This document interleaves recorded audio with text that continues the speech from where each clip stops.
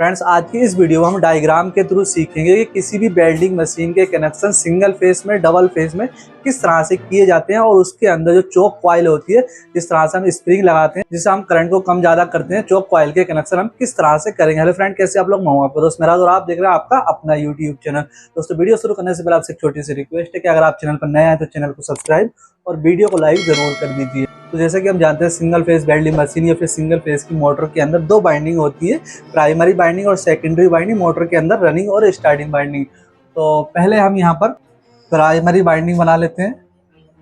ये हमारी primary binding हो गई है एंड उसके बाद एक कॉइल हो गई और इसकी दूसरी कॉइल ये हमने बना दी प्राइमरी बाइंडिंग की। प्राइमरी बाइंडिंग उस बाइंडिंग को बोलते हैं जिसके अंदर हम मेन सप्लाई देते हैं, यानी जिसके अंदर हम एसी करंट देंगे। तो करंट कभी कभी कम ज़्यादा होता रहता है अक्सर, तो उसके अंदर हम क्या करते हैं मैं अभी बताऊंगा किस तरह से बाइंडिंग होती है प्राइमरी बाइंडिंग। वैसे वीडियो तो आपने देख ही रखी होंगी, लेकिन इसको देखना आपके लिए बहुत इंपॉर्टेंट हो सकता है। प्राइमरी बाइंडिंग के अंदर मान लीजिए कि हमने 200 टन्स डाली है, तो हम 200 टन्स के जब हमारी 190 टन्स हो जाएंगी, यहाँ पर 190 टन्स पर हम इस तरह से एक लूप निकालेंगे तार को डबल करने के बाद फिर हम 10 टन्स पे या 15 टन्स पे 20 टन्स पे एक दूसरी लूप और निकाल देंगे। ठीक है, अगर वोल्टेज बहुत ज़्यादा कम ज़्यादा होते हैं तो 10 पर एक लूप और निकाल देंगे, लेकिन नॉर्मली हम एक ही लूप निकालते हैं। ये हमारी 0 हो गई, यहाँ पर ये 190 मान लीजिए 190 टन्स डाल दी, यहाँ पर ये हमारी 200 टन्स हो गई। सेम इसी तरह से यहाँ पर भी होगी। तो ये हमारी प्राइमरी बाइंडिंग हो गई। यहाँ पर हमने लाल कलर से बनाई है क्योंकि इसके अंदर एसी करंट रहेगा। उसके बाद अब हम यहाँ पर सेकेंडरी बाइंडिंग बना देते हैं। सेकेंडरी बाइंडिंग मोटे तार से होती है और उसके अंदर टन्स भी थोड़ी कम होती है, तो इसलिए हम इसको थोड़ा सा मोटा कर लेते हैं। ये पहली कॉइल हो गई और उसके बाद दूसरी कॉइल हमारी ये हो गई, यानी कि मोटे तार से। ये लगभग हमारी 1 नंबर 2 नंबर 3 नंबर तार से होती है और ये जो है हमारी लगभग 11 12 13 नंबर तार से लगभग होती है। तो इसके अंदर तो लगभग 60 टन्स ही रहती है लगभग, लेकिन इसके अंदर कोई भी लूप्स नहीं निकलती है। तो फिलहाल ये हमारी 2 बाइंडिंग हो चुकी है। अब हम इसके कनेक्शन किस तरह से करेंगे, पहले हम मशीन के कनेक्शन करेंगे, उसके बाद ही इसके अंदर हम चोक लगाएंगे करंट को कम बढ़ती करने के लिए। तो फिलहाल सबसे पहले हम क्या करेंगे, एक बड़ा होल्डर लेंगे यानी कि टेस्टिंग लैंप लेंगे सीरीज वाला, उससे हम इसको टेस्ट करेंगे। अब सबसे पहले हम क्या करेंगे, जैसे कि मान लीजिए कि हमारा इनर सिरा हो गया ये या फिर ये आउटर सिरा हो गया, इससे हमें कोई भी मतलब नहीं है ये इनर है या ये आउटर है, या एक्सचेंज हो गया। फील्ड चाहे हमारी उल्टी पड़ जाए सीधी पड़ जाए, उससे हमें कोई भी दिक्कत नहीं है, क्योंकि हम कनेक्शन के थ्रू फील्ड को उसको सही कर लेंगे। चाहे फील्ड हम उसका पहला सिरा उल्टा करके डाल दें या पहला सिरा हम ऊपर को डाल दें, फील्ड हम उल्टी डाल दें सीधी डाल दें, लेकिन ध्यान ये रहेगा कि प्राइमरी वाली जो फील्ड होगी वो हमारी साइड रहेगी, सेकेंडरी वाली फील्ड है सामने वाली साइड रखेंगे, यानी एक तरफ प्राइमरी फील्डों की लीड है, एक तरफ सेकेंडरी फील्डों की लीड है, हम निकाल देंगे। उसके बाद सबसे पहले हम क्या करेंगे, जो हमारी सेकेंडरी वाइंडिंग है मोटी वाली उसको हम मिलाएंगे। तो सेकेंडरी वाइंडिंग हम पहले ये वाला सिरा ले सकते हैं, चाहे तो ये सिरा ले सकते हैं, कोई इशू नहीं है। जैसे कि मान लीजिए कि हम फिलहाल पक्का करके नहीं लगा रहे, सिर्फ तार को आपस में टच करेंगे, जैसे कि नॉर्मली हम इनर से इनर और आउटर से आउटर, तो ये हमने आउटर से आउटर मिला दिया कि इसको हम पहले टेस्ट करेंगे। ठीक है, अब इसको हमने लगा दिया है। उसके बाद यहाँ पर जैसे कि हमने आउटर से आउटर मिलाया है, तो इसको भी हम इनर आउटर मान लेते हैं। ठीक है, ये 0 लिखा है, ये इनर हो गया, ये आउटर हो गए, दोनों आउटर ही रहेंगे।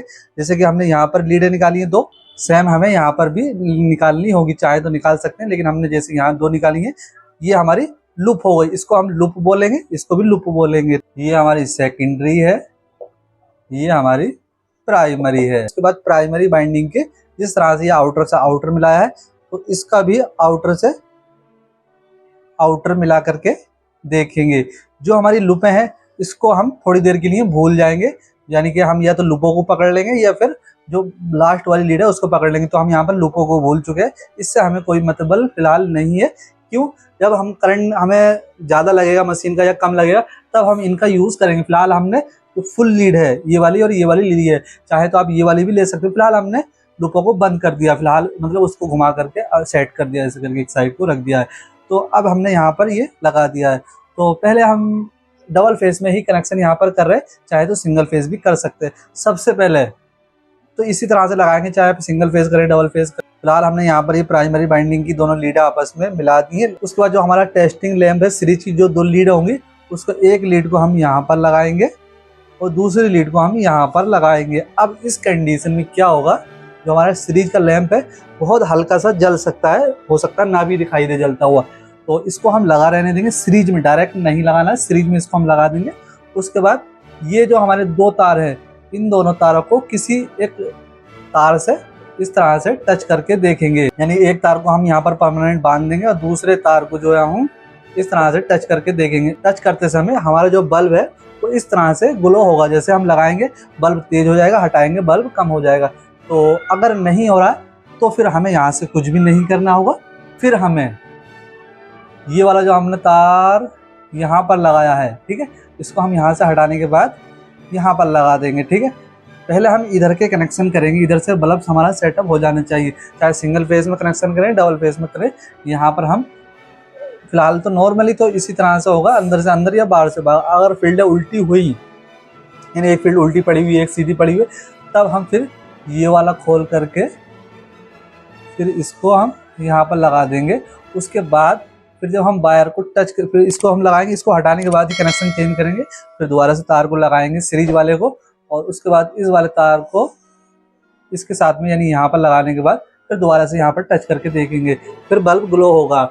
अगर इस कंडीशन में बल्ब ग्लो नहीं हो रहा है या फिर फुल जल रहा है, तब हम फिर जैसे कि हमारे पहले कनेक्शन थे ये वाले यहाँ पर, और फिर इनको टच करके देखेंगे। फिलहाल हमें सेकेंडरी बाइंडिंग के एक एक सिरे को लेने के बाद दूसरे सिरे को आपस में मिला करके टच करके देखेंगे, बल्ब हमारा ग्लो होना चाहिए। तो यहाँ पर कनेक्शन सेटअप हो जाएंगे। फिलहाल नॉर्मली जो होता है सीन, ये आउटर से आउटर मिलता है, उसके बाद ये हमारा एक होल्डर की तार हो जाती है, ये अर्थ की हो जाती है। अर्थ की हम चाहें तो ये बना सकते हैं या फिर ये बना सकते हैं, एक अर्थ की हो जाएगी एक होल्डर की हो जाएगी, कोई इसमें इशू नहीं है कि कौन सा अर्थ रहेगा कौन सा होल्डर हो जाएगा। फिलहाल ये हमारी 2 तारें हो चुकी हैं।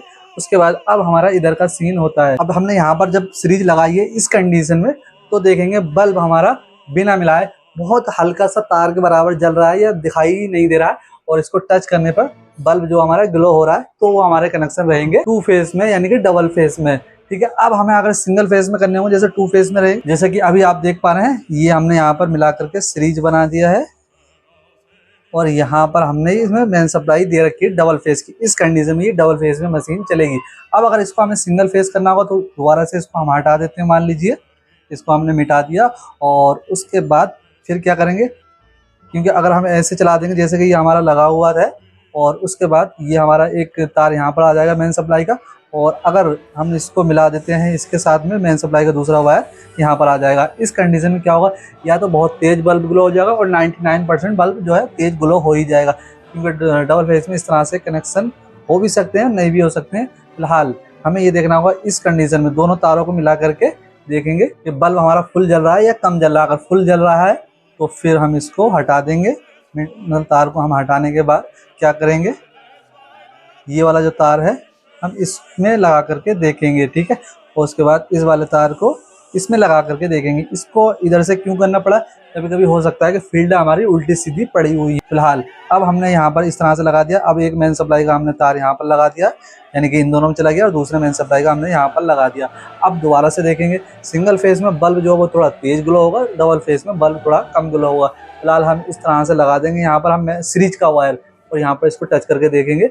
अगर बल्ब तेज ग्लो हो रहा है तो फिर भी ये देखेंगे बल्ब हल्का सा आपको दिखाई देगा कि बल्ब जो है ग्लो कम ज़्यादा हो रहा है सिंगल फेज में।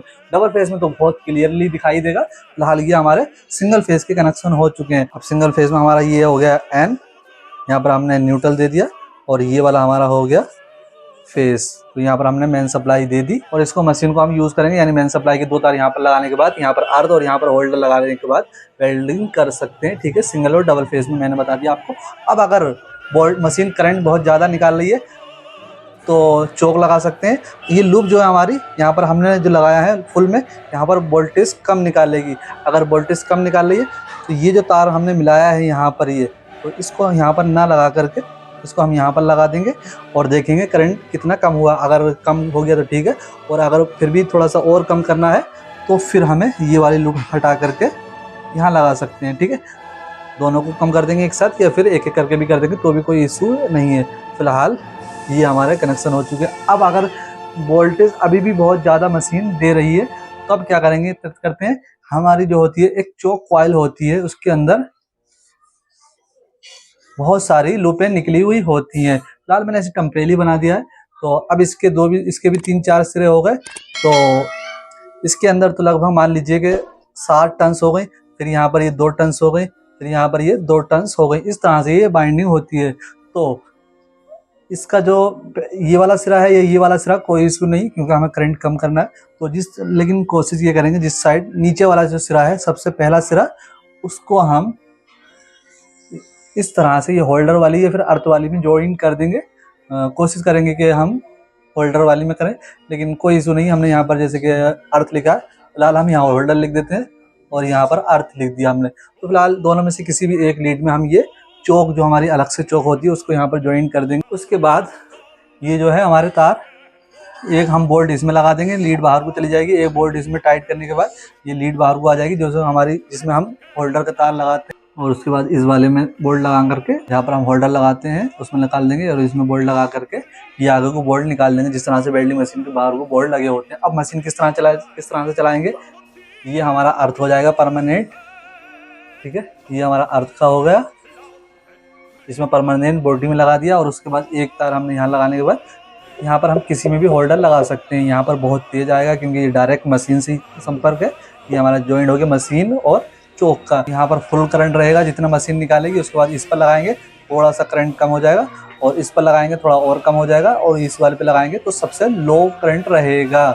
यहाँ पर हाई रहेगा, यहाँ पर लो हाई रहेगा, यहाँ पर मीडियम रहेगा। तो मतलब इधर को जाते रहेंगे दूर को तो हमारा करंट कम हो जाएगा। तो इस तरह से आप वेल्डिंग मशीन के कनेक्शन सिंगल फेस और डबल फेस में कर सकते हैं। अगर आप किसी प्रॉब्लम के बारे में डिस्कस करना चाहते हैं या उस पर वीडियो बनवाना चाहते हैं तो आप हमें इंस्टाग्राम पर उसका HD क्वालिटी में, अच्छी क्वालिटी में पिक्चर हमें DM करेंगे इंस्टाग्राम पर, और या फिर वीडियो भेज सकते हैं, उस पर मैं वीडियो बनाने की पूरी कोशिश करूँगा। अगर आपको ये वीडियो पसंद आई तो वीडियो को लाइक, चैनल को सब्सक्राइब जरूर करें ताकि आपको और भी इन्फॉर्मेटिव वीडियो देखने को मिलती रहे।